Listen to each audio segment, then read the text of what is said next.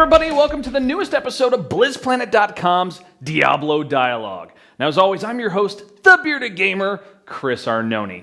So, let's talk about last week's question, all right? Now, we were wanting to know, now that we know about patch 1.0.5, I hate how Eldorian makes me say those patch numbers all the time, and some information was starting to come out, what are some changes that you still really want to see in this upcoming patch?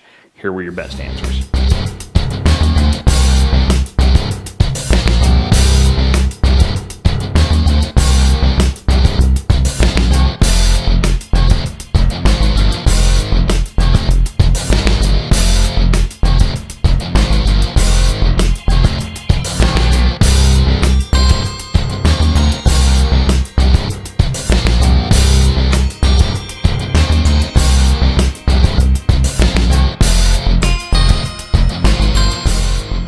So thanks so much for your answers and your responses. We love it when you guys comment on our videos and just love to throw up those best ones every single week. So keep them coming. We love them. Love, hate, anything in between. Throw it at us. Always, talk about my beard if you got nothing else to say. It's good stuff.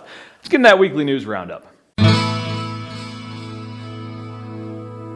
Stay a while and listen. So we're now getting a sneak peek of patch 1.0.5. Now, not a whole lot of details other than the defensive skill changes that are coming, but we're going to cover those in just a minute. Now, there is a new event, however, called Infernal Machine. Now, personally, I'm pretty excited about this one. So it's a device that will allow level 60 players to battle these sort of uber versions of some of Sanctuary's just most nefarious bosses, just the nasty creatures you fight there. Now, the Infernal Machine does, require a little assembly, so you do have to gather up some parts and some pieces in order to start up and use it. And it sounds very similar to the Pandemonium event that was in Diablo 2. Now, in that, you gathered some items to make a red portal where you fought elite versions of bosses with some mobs thrown in, and you got super special, awesome, high-level equipment for succeeding. So it sounds very similar to that, and that was pretty cool back in Diablo 2. Now there's also a new system coming out called Monster Power. Now it's very similar, and Blizzard has even said this, it's very similar to the player's 8 command in Diablo 2. Now how that worked is you could jump into a single player campaign, but everything would be leveled and adjusted as though you were playing in an 8-player match. So everything was just cranked up really high, really powerful, really hard, but you also got those amazing loot drops from that kind of level, and you didn't have to share with anybody. So, exact details on it we don't know, but they have said it's very similar to that for, just ramping up that difficulty, but also ramping up that loot and adding just more and more challenge to the game. Now, there's also a developer journal that has come out from Wyatt Chang. He's put out a few before. Now, this one, as we said, is about defensive bonuses and monster damage. Now, first off, they are nerfing several defensive abilities. I know, oh no, don't nerf me, bro. I know the cry, I'm familiar. But don't worry, they're balancing this out. See, what they've found is that so many players just think that these defensive abilities are absolutely necessary to survive Diablo 3. So they figured out something like 83% of all wizards are using energy armor. And, they've said many, many times, it's all about you can build a character any way you want. There shouldn't be any skill or skills that are like, you have to have these in order to play.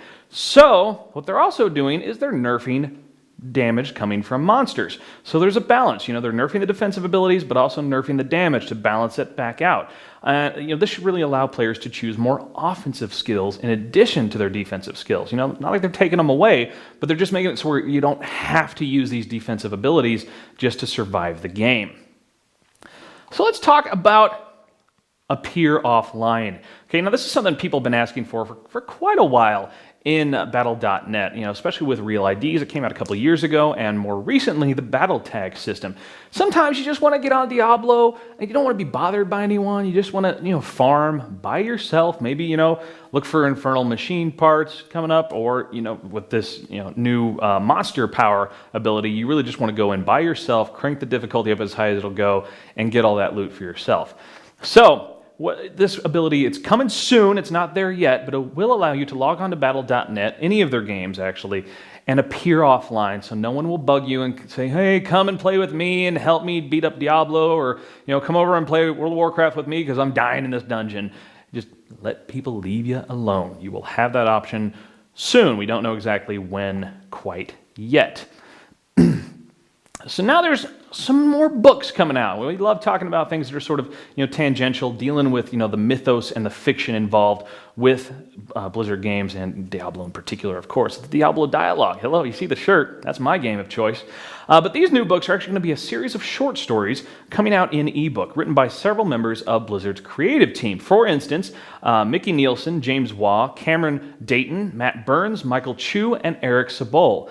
It's going to be called Heroes Rise, Darkness Fall. It's going to be available only in ebook form, and it's currently available for pre-order through Amazon for $7.99.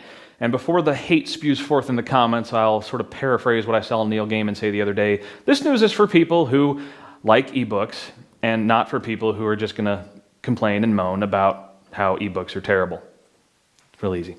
So the book is going to follow, and I'm going to quote here, all right, follows different characters and settings than you see in Diablo 3, but they're bound together by the web of horror and suspense that is intrinsic to the Diablo universe. So that looks pretty cool. And $7.99 for a series of short stories, that's kind of paperback price. That's a pretty decent price. I'm going to have to go check that one out.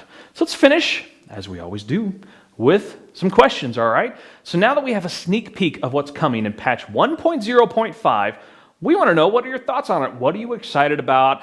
Do you think some of these new things are a bad idea? I don't see how it could be. To me, it's just adding more depth, more gameplay, more challenge. That's good stuff, right? But we want to know what you think. So throw down your comments right here, all right? And of course, the best ones we're going to highlight on next week's video. And while you're on YouTube, why don't you check out the Bearded Gamer Show, all right? All kinds of awesome beardy video gaming goodness. And head over to blizzplanet.com. All the news, reviews, great community, everything you need to know about Blizzard Entertainment games. See you guys next time.